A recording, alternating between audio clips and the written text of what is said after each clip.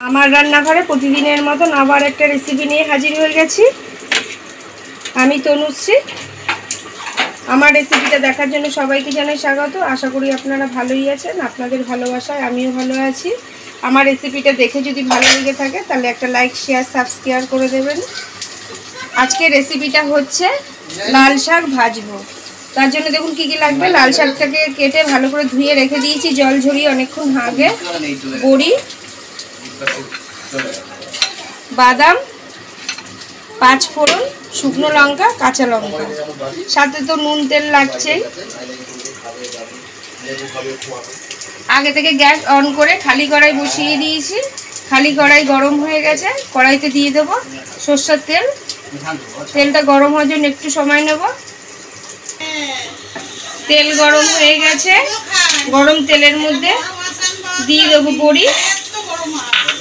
বড়িগুলোকে নেড়ে ছেড়ে ভেজে নেব। বড়িগুলো নেড়ে ছেড়ে ভাজা হয়ে গেছে লাল লাল করে। বড়িগুলোকে এভাবে তুলে নেব।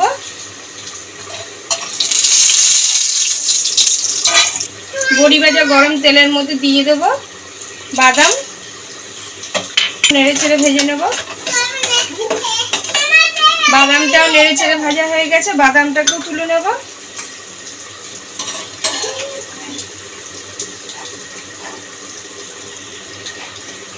গরম তেলের মধ্যে ফোড়ন দিয়ে দেবো 5 ফোড়ন, 2 শুকনো লঙ্কা। লঙ্কা দুটো একটুখানি আমি কেটে কেটেই দিয়েছি। ফোড়নটাকে নেড়ে ছেড়ে ভেজে নেব। ফোড়নটা ভাজা হয়ে গেছে। 5 ফোড়নের গন্ধটা খুব সুন্দর। ফোড়নের মধ্যে দিয়ে দেবো কাঁচা লঙ্কা। কাঁচা লঙ্কাটাও নেড়ে ছেড়ে ভেজে নেব। ব্যাস, ফোড়নটা হয়ে গেছে ভাজা। আগে থেকে ধুয়ে রেখেছি জল ঝরা শাক। শাকটা দিয়ে দেবো ফোড়নের মধ্যে। নুন দিয়ে দেবো স্বাদ মতন। হলুদ দিয়ে দেবো। নেড়ে ছেড়ে ভালো করে মিশিয়ে নেব।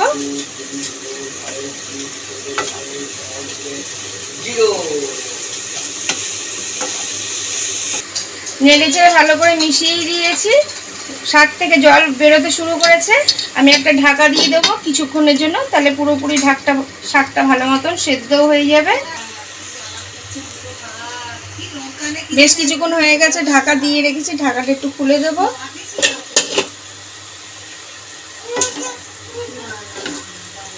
শাক একদম মিশেই গেছে গলে প্রায়। এবার আমি আগে থেকে যে বড়ি আর বাদামটা ভেজেছিলাম এটাও দিয়ে দেবো। নাড়িয়ে ছাড়িয়ে একটুখানি সময় ফের ঢাকা দিয়ে রেখে দেবো।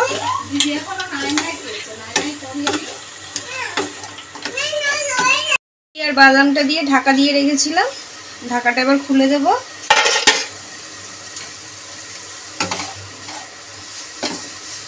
বড়িগুলোও দেখুন একদম সেদ্ধ হয়ে গেছে ভাপে ভাপে।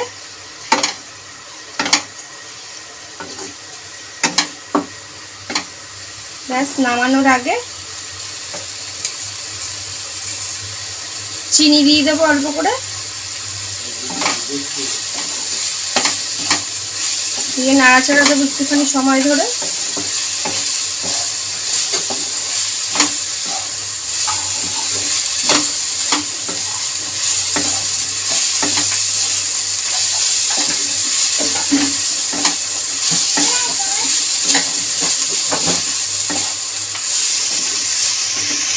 তৈরি হয়ে গেছে বড়ি দিয়ে বাদাম দিয়ে লাল শাক। আমি এবার নামিয়ে দেবো।